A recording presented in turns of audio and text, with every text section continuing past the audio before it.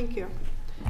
When one thinks of a new U-Butte, top of the range, spared no expense, cutting edge development and the marketing campaign that goes with it, you have the idyllic homes, big streets, parks and shops. There's also images of families with their loved ones, old and young. Finally, of course, you have the images of children, young and teen, dressed to go to school.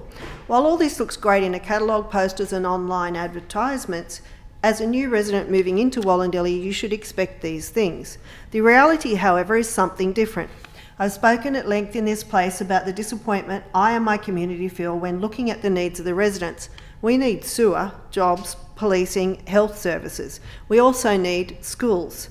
Now, this comes with a catch. We need schools for all students, primary and secondary. That's right, people just don't move into a development and have young children. It's fairly obvious to say that there are high schoolers as well moving in today with the families who take up the new homes in the growth areas of Wollondilly. There are also young families that have grown and their children are having to sit on buses now to leave the electorate to take them to a high school 40 minutes away. The answer that every developer seems to come up with in the solution and the mix is to plonk a cheap primary school in there. Meanwhile, the homes and population keep adding up. To make matters worse, existing villages have varying levels of growth, leading to some awful situations where schools in one village may not have enough classrooms, and yet the next town they have too many classrooms. It's madness, and it's just the primary schools. For high schools, there are none planned for Wollondilly as of today. We have to convince the government, and I'm confident that the work I'm doing with the Minister for Education will lead to great things. However, when I came to this job, the one public high school in the Wollondilly Shire Council area, Picton High, had no functioning hall and open classrooms that were disastrous. I'll never forget taking the Minister for Education there, having the students speak to the Minister and tell her the worry they had for their school. These students did not deserve to be cast aside by the last member for Wollondilly, and they deserve much, much better. I discovered coming into the office that due to the company that was employed to fix the hall went bankrupt, the project sat idle for 4 years. I had to convince the government to restart this process, and thankfully the hall is opening. Remember, there's 1,300 students there with no hall. At the same school, a new redesign is what my community was promised in a state-of-the-art facility. What was delivered was an amazing looking building and campus with no internal walls in a number of sections. This led to stairs, literally stairs, being marked as classrooms. The poor outcome led to worse learning environment, which is getting fixed as we speak, again at more cost to government. There's no winner when things like this get kicked between one area and another. It's a great shame that the time has been wasted redesigning this school, and the cost could have been going into planning a new second public high school.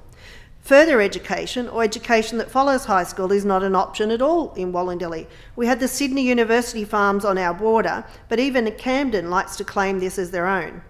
We are promised outreach education facilities in Wilton, Newtown, but to date we don't even have a town centre. Our residents are forced to travel for university and TAFE. Apprenticeships are high in Wollondilly. Statistically, tradies are my highest and fastest growing employment sector.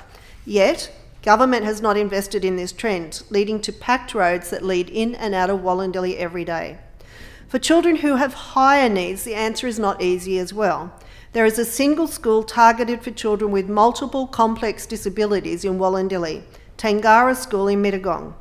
Even if the places were tripled, the need would not be met for all the residents, and the department seems intent on pushing families towards mainstream, causing further strain on a number of schools both in the north and south of my electorate. These are children that need extra special care. The list is long. My community should know that while the wheels of government are dreadfully slow, I am making representations and fighting for what is right. I will not sit idle while the halls are left in disrepair, schools are unplanned and classrooms go underutilised.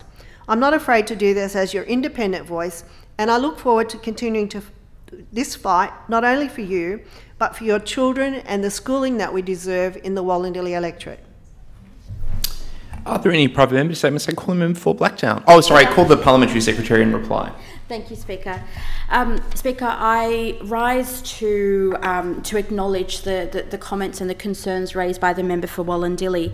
In my previous life, I had actually delivered mental health education workshops at Picton High School, and appreciate the the anticipation of the community for what a redevelopment of the school could potentially bring, and then the subsequent disappointment of the community when the substantial cost of the works resulted in not a single additional place or not any additional capacity for students within that school.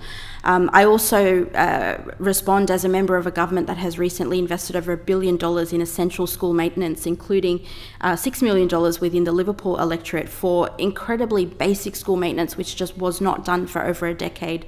And I acknowledge the member's concerns around the needs of her fast-growing community, and I know that the government will work with her to address those needs, and she's a much better advocate than the previous member.